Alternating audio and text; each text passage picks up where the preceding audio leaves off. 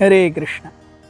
तो हम श्रीमद् भगवद गीता के 11वें अध्याय के 5वें श्लोक में हैं, जहाँ पर आज से हम देखेंगे भगवान अपने विराट रूप का दर्शन देने के बारे में अर्जुन को बताते हैं और आगे जा कर के भगवान अपना दिव्य रूप भगवान अर्जुन को दिखाएंगे भी।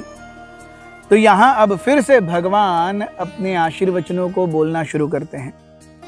सब भगवान कहते हैं, श्री भगवान उवाच पश्य मे पार्थ रूपाणि शतशोथ सहस्रशः नानाविधानि दिव्यानि नानावर्णाकृतीनि च। The Supreme Personality of Godhead said, My dear Arjuna, O son of Pritha, see now my opulences, hundreds and thousands of varied divine and multicolored forms.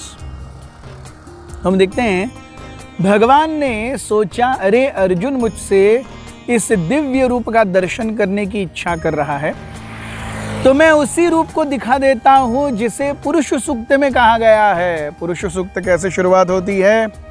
सहस्त्र शीर्ष पुरुष सहस्त्राक्ष सहस्त्रपात। सो भगवान का वो रूप कैसा है? सहस्त्र शीर्ष, शीर्ष यानी सर। तो भगवान के सहस्त्रों शीर्ष हैं, सहस्त्र अक्ष, सहस्त्रों आंखें हैं, सहस्त्रपात, सहस्त्रों पैर हैं। सो भगवान का वो जो दिव्य रूप है वो हर जगह व्याप्त है। भगवान का ये विराट रूप, इसकी संकल्पना कैसे दी जाती है? इसकी संकल्पना हम ऐसा समझ सकते हैं, जैसे मैं आध्यात्मिक चित्तकण हूं, लेकिन मेरी चेतना जो है मेरे पूरे शरीर में हर जगह फैली हुई है। आत्मा का साइज क्या है? श्वेताश्वतर उपनिषद में हमें बताया गया है, बालाग्र शतभागस्य शतधा कल्पितस्य च भागो जीवः स विज्ञेयः स च अनंताय कल्पते। सो बाल अग्र शतभागस्य, बालों के कोने का हिस्सा, टिप ऑफ द हेयर, उसे 100 पार्ट्स में डिवाइड कीजिए और उसे स्टिल शतधा कल्पितस्य च, उस 1/100 को और हंड्रेड्स में डिवाइड कीजिए।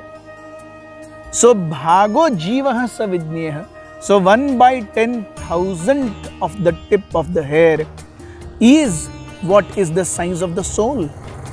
सो मैं इतना छोटा हूं, लेकिन इस पूरे 70, 80, 90, 100 किलो के शरीर के कण कण में व्याप्त हूं, है कि नहीं? उसी प्रकार से भगवान इस पूरे ब्रह्मांड में कण कण में व्याप्त है।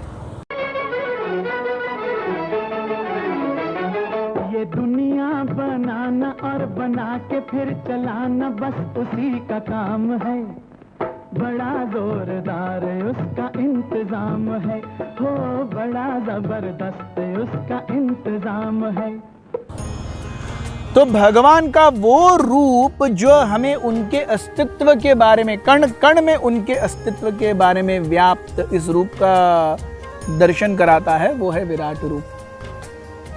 तो जिस प्रकार से ये भौतिक सृष्टि आती है, रहती है और चली जाती है, वैसे ही भगवान का ये रूप भी आता है, रहता है और चला जाता है।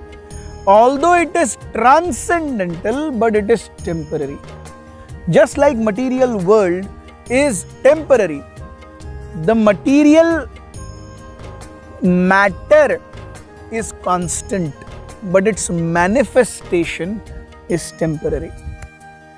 भौतिक जगत हमेशा रहेगा, लेकिन उस भौतिक जगत की अभिव्यक्ति होगी और नहीं होगी। भूत्वा भूत्वा प्रलीयते, ये हम कॉन्स्टेंटली हर चीज में देखते हैं, अच्छाई में भी बुराई में भी। अच्छा समय आया चला गया, बुरा समय आया चला गया, अच्छे लोग आए चले गए, बुरे लोग आए चले गए, हम आए जा रहे हैं, ऋतुएं आती हैं जाती हैं। सो भूत्वा भूत्वा प्रलीयते, हर चीज आ करके चली जाती है। वो चली जाने का कारण क्या है? वो चली जाने का कारण है समय, काल। सो कालः अस्मि, भगवान कहते हैं, और इस काल के प्रभाव से सारी चीजें नष्ट होने की कगार पर हैं। आध्यात्मिक जगत में भगवान के दिव्य धाम में निमेषार्धाख्यो वा व्रजति नहीं अत्रापि समय, समय वहां पर गतिमान ही नहीं है, समय ठहर गया है। There is no concept of time, so there is no deterioration, there is no birth, there is no death. So भगवान का आध्यात्मिक जगत, no time, no birth, no death, everything eternal.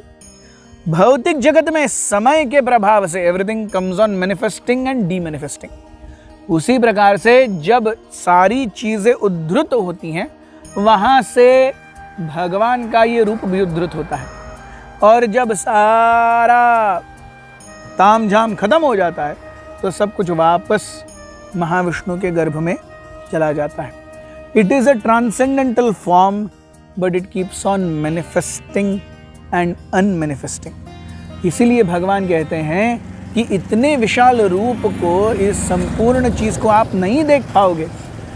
अब मैं आपको ये दिव्य चक्षु दूंगा जिससे आप इस रूप का दर्शन भी कर पाओगे। बहुत बहुत धन्यवाद। हरे कृष्ण।